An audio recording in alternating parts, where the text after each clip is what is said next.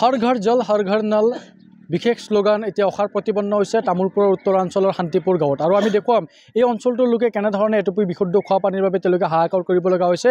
আৰু এনেধৰণেই এই যি বৃহত্তৰ গাঁওখন আছে এই গাঁওখনত আজিৰে পৰা প্ৰায় 10 বছৰ পূৰ্বে এই অঞ্চলটোত এটা সৰুকৈ এটা ইয়াতে দমকল নিৰ্মাণ কৰা হৈছিল। আৰু পৰৱৰ্তী সময়ত এই গাঁওখনৰ লোকে ইয়াত কিছু উন্নতভাৱে মেৰামতি কৰি এনেধৰণেই তেওঁলোকে বৰিঙৰ দ্বাৰাই পানীসমূহ বৰ্তমান তেওঁলোকে লৈ যায়। আৰু এনেধৰণেই যিসকল লোক আপোনালোকে দেখিছে বহু সময় ঘণ্টাৰ পৰ ঘণ্টা তেওঁলোকে ইয়াতে বুন্দাপৰ দি এনেধৰণে পানী নিবলৈ তেওঁলোকে বৰ্তমান ভিৰ কৰা পৰিলক্ষিত হৈছে।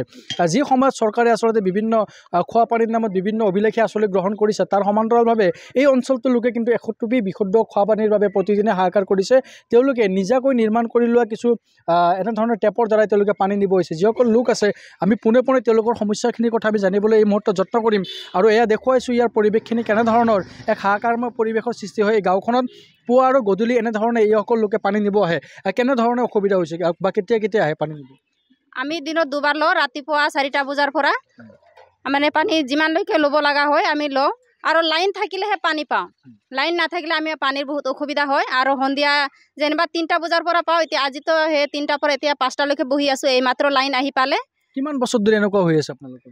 আজি বহু বছৰ পৰাই এনেকুৱা হৈ আছে আমাৰ এইখিনিত, কিন্তু আমাৰ বৰিংখন আজি 15 বছৰমান হ'ল বৰিংখন বনোৱাটো।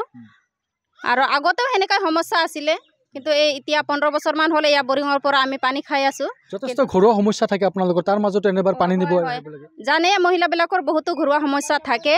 ইয়াৰ মাজতে আমাৰ এইখিনি আমাৰ কৰিব লগা হয়, উপায় নাই। আৰু গৰু ছাগলী সকলোৱে এইটো পানী হয়, গৰু ছাগলী গা ধোৱা, নিজৰ কাপোৰ কানি যিকোনো মানে এই পানীৰ বাহিৰে আমাৰ কোনো বেলেগ মানে সুবিধা নাই। আৰু ইয়াত খোৱা পানীৰ বেলেগ আঁচনি দিয়া নাই নেকি? নাই নাই নাই, এতিয়ালৈকে আমি পোৱা নাই। একো আঁচনি এই গাঁওখনলৈকে লাভ নকৰিলে আৰু এয়া কথাখিনি ক'লে আন এগৰাকী মহিলা আছে। কেনেধৰণৰ অসুবিধা হৈছে আপোনালোকৰ গাঁওখনত? আমাৰ শান্তিপুৰ গাঁৱত পানীৰ বহুত অসুবিধা হৈছে। আমাৰ ইলেকশ্যনৰ সময়ত মন্ত্ৰী MLA বিলাক আহে, সকলো পানীৰ সুবিধাৰ কাৰণে আমাৰ মানে আলোচনা কৰে, কিন্তু আমাৰ এতিয়ালৈকে আমাৰ গাঁৱত এতিয়া চাবও নাহে। ইলেকশ্যনৰ সময়ত আমাক মিটিঙৰ কাৰণে মানুহবিলাকক মাতো জমা হওঁ, তেতিয়া আমাক সকলো সুবিধা দিম বুলি কয়, কিন্তু আমাৰ এতিয়া ইলেকশ্যনটো শেষ হ'লে আমাৰ এইবিলাক আমাক একো খবৰে নলয়। কি বিচাৰিব চৰকাৰৰ তাতে, কি অনুৰোধ জনাব? চৰকাৰক এতিয়া অনুৰোধ জনাইছোঁ, আমাক মানে পানীৰ অতি সোনকালে আমাক পানীৰ সুবিধাটো কৰি দিয়ে যায়। প্ৰতিদিনে এনেকুৱা লোকে লয় আপোনালোকে পানী? প্ৰতিদিনে আমাৰ এনেকাই, সদায় আমি লৈ থাকোঁ। ৰ'দ বতাহ বৰষুণ থাকিলে এনেকৈ ইমান ৰ'দ বতাহ বৰষুণ সেনেকাই আমি পানী আমি ৰাতিপুৱাৰ পৰা এনেকৈ পানীৰ অসুবিধা আমি কৰি থাকোঁ। এতিয়া নিশ্চিতভাৱে এই গাঁওখনত এয়া আজি নতুন সমস্যা নহয়, প্ৰায় 10-15 বছৰ ধৰি এই সমস্যাৰে জৰ্জৰিত হৈ আছে বৃহত্তৰ অঞ্চলবাসী। আৰু এয়া হৈছে পৰিৱেশ। চাওক, এজন দুজন নহয়, গাঁওখনৰ যিমান লোক আছে প্ৰতিজন লোকে বৰ্তমান আহিছে, তেওঁলোকে কিছু পানী সংগ্ৰহ কৰিবলৈ তেওঁলোকে ঘৰলৈ নিব। আৰু তাৰ পিছতে তেওঁলোকৰ যি ৰন্ধা বঢ়াকে আদি কৰি বিভিন্ন নিত্য নৈমিত্তিক কামসমূহ তেওঁলোকে এই পানীৰ দ্বাৰা তেওঁলোকে সম্পূৰ্ণ কৰিব। আন এগৰাকী যুৱ সচেতন লোক আছে, কেনেধৰণৰ অসুবিধা হৈছে এই গাঁওখনত যিটো আমি দেখিছোঁ দৃশ্যখিনি? ইয়াতে অসুবিধা বুলি ক'লে বহুত ডাঙৰ অসুবিধা, কাৰণ চাওক মানুহ বাচিবৰ কাৰণে চবচে ডাঙৰ বস্তুটো হ'ল পানী। পানী যদি টাইমত পোৱা নাযায়, মানুহ বাচাটো অসম্ভৱ বুলি ভাবোঁ। কাৰণ চাওক, ইয়াতে যদি লাইন নাথাকে দিনটো, মানুহে পানী খাবলৈ নাপাব।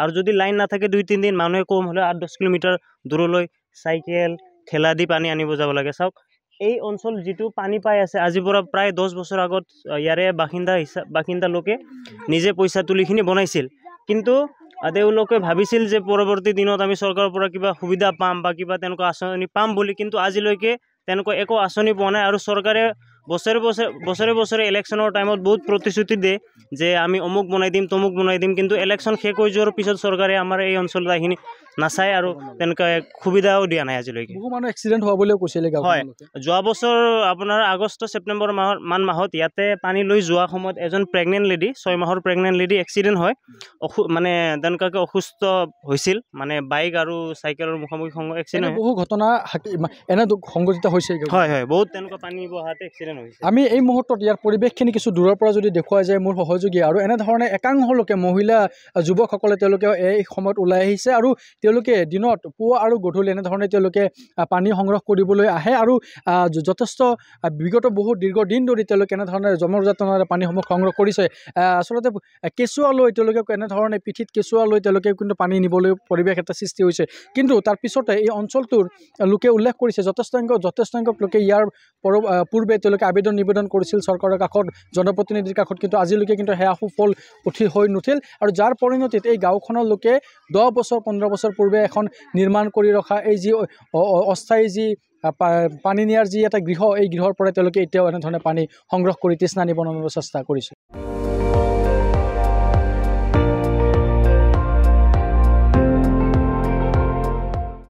আপুনি চাই আছে ND24 সৰ্বশ্ৰেষ্ঠ নহয় সৰ্বোত্তমৰ দৌৰ